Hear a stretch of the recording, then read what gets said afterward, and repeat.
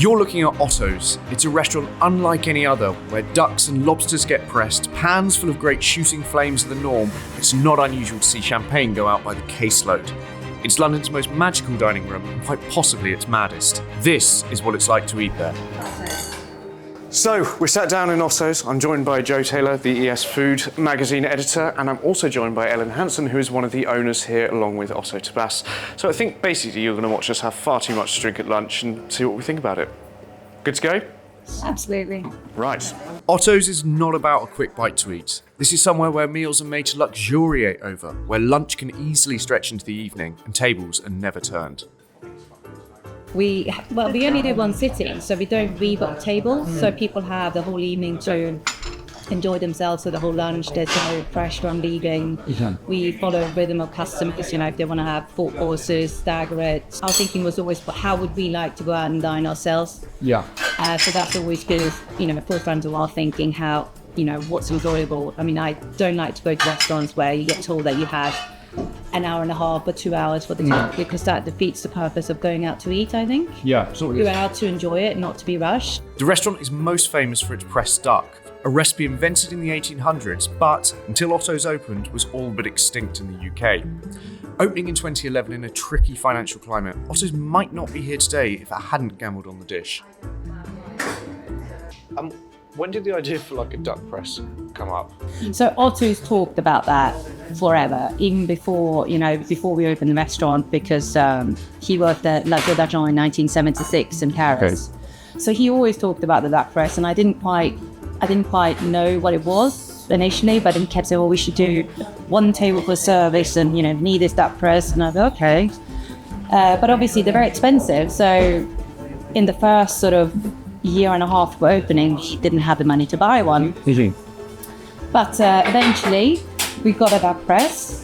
We had it for about 6 months. I remember we put it on the menu and wasn't making any takers, and we weren't quite sure what to do. Yeah. Business wasn't really going very well.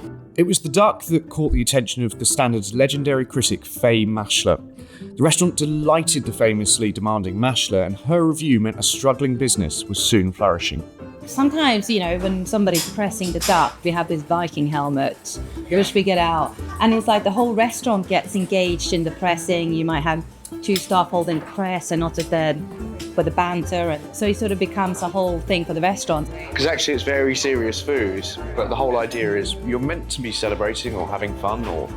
Well, it's not meant to be stiff or for people to feel uncomfortable. It's meant to be eating food together with friends and whatever. It's supposed to be a joyful experience, not an experience where you feel you've got to sit in a certain way or do whatever. That's not enjoyment. Not what we, at least, how we see it. Today we're in for the full works, an 8-course menu dubbed Le Grande Bouffe, or The Big Feast, and named for a cult 70s movie of the same name.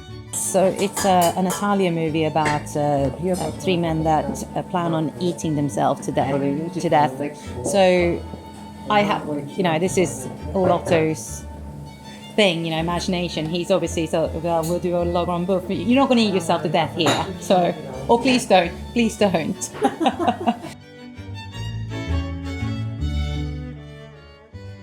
Right. Oh, cheers. Cheers. So this is the time to go with the first course of the duck. So what we have on the table at the moment is, on one of the croutons is the liver. Then we have veal sweetbreads, crouton with morel mushrooms, and a little bit of truffle sauce around the plate. Heaven.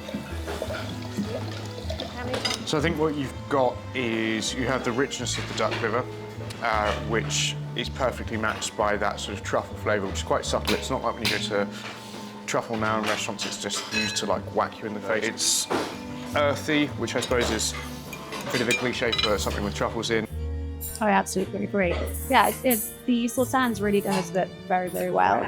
Normally I find truffle quite overpowering, but this is really, really well balanced. So can you tell us a little bit about the history of the duck breast? The dish was invented in the late 1800s by a chef called Massenet. So what really made it famous was that they numbered all the ducks. So all famous people, Roosevelt, Charlie Chaplin had a duck, and they all numbered and they kept track of it. We use the same ducks that they use at La Tour d'Argent from Maison Bourgogne, which is in Chalon, which is north of Bordeaux. And they breed those particular ducks for the purpose of Canard à la Presse because of their high blood contents. They feed themselves off the marshes, they clip their wings so they can't fly away. So when they slaughter them, they don't bleed them. So when they come in, they have a lot of blood inside. So, which is what you need to be able to press the carcass and get the blood and the marrow out. The duck press does exactly what it says on the tin. The duck's carcass is put into a silver machine and squeezed of every last drop of blood, which is then mixed with plenty of booze to make a very rich sauce. I just like that it's faintly Tudor to be having a blood sauce. It's great, you read those old cookbooks or even just seeing Queen Victoria ate this and all that stuff, and it's kind of things like this. You have no idea why they made them or how they made them, but here you actually kind of, I suppose, travel back in time for that, which I think is great. Because you've got that sort of richness of the blood sauce, which is a very sort of direct flavour, the caviar just adds a sort of little salt lift to it that just really, really cuts through. And you were saying about the pea puree just kind of being like fresh and light. When I first saw the pea puree on the plate with the blood sauce, with the caviar, I thought, well, surely that's going to be a bit of a mishmash. But it actually really adds a lot of freshness to it. And I was kind of thinking that the blood sauce would overwhelm the pea, but it doesn't at all. It just kind of sings through it. It's really nice. It's not only duck that gets this treatment, lobster's under the cosh too. So you have the claw of the lobster, you have a little crouton there, and then egg, shaved truffle, beurre blanc, and imperial caviar. Caviar, truffle, lobster, it's like the big three, isn't it? While pressed duck is unusual, pressed lobster is beyond rare, and there are only a handful of lobster presses in the entire world. And the sauce is the lobster that we press. That's been sitting there throughout our whole meal, reducing, and also just strained it out and served it on top of the lobster tails. After the first lobster course of the claw, the tail is presented in a bisque-like sauce and a mound of beluga caviar. Hope you enjoyed it. Gotta say, it smells so inclined. Not everything Otto's does needs a press or a pan full of flaming brandy. The fiendish pomme soufflé, a type of French fried potato, are a marvel in themselves. They're notoriously tricky to pull off, so very few places offer I them. feel like I could blow them and they'd fly away. They look so nice. Yes, Give it a go. Give it a go. Let's just breathe all over our food. I mean, can I try one? Right Of now? course, of course. So the little hollow potatoes.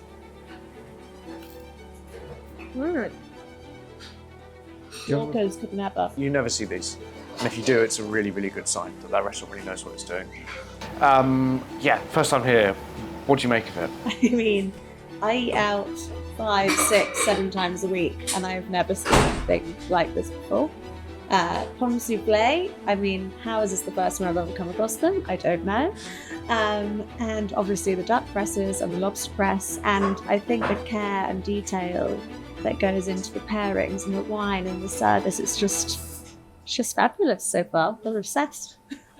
It seems Otto's has made a convert of Joe, but there's still one main left, a pie made with what remains of the duck.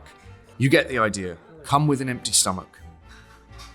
It sounds blasphemous to say it, but it is almost the best part of the meal because it's everything we've had before kind of reduced down. It's all that richness, that fat. I don't know how I'm going to get through it because frankly, I've eaten my body weight twice already.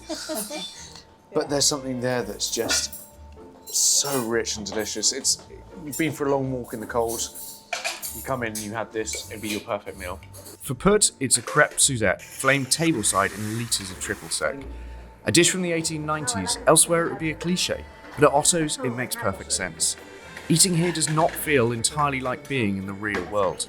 I think there's that delightful thing where it's partly like, even with the raspberry coulis, it just reminded me it's like the restaurants that you heard about as a kid. For me, like, it's like that you went to as a child. And then you grew up and you thought restaurants were all going to be like that, and in fact they weren't. They were quite disappointing. They were very parsimonious. They were small plates and you didn't have anything and nothing was indulgent. And then you're like, okay, restaurants are different now. But you heard about these grand suppers and everyone staying there all night and doing stuff. And I think this is what this is. And I think this menu as well, it's 5 p.m, but it could be 5 a.m, it could be 11 p.m. Like there's a sense of timelessness to it, and I think that's actually really hard to achieve. So, Cheers. cheers. Cheers. Tacos. To Otto's. Thank you. It's probably the most memorable restaurant experience I've had in London for many, many reasons. For Otto, for the presses, for the wine, for the company. I mean, for the interiors, it's so eccentric and esoteric and delicious and unique, and I will definitely be back. I'll have to, I don't have a house, but sell a handbag or something and I'll be here. I don't think I could put it any better than Jodie's. I think that this affirms my opinion that actually Otto's is completely unlike anywhere else, and that alone for me is worth paying for.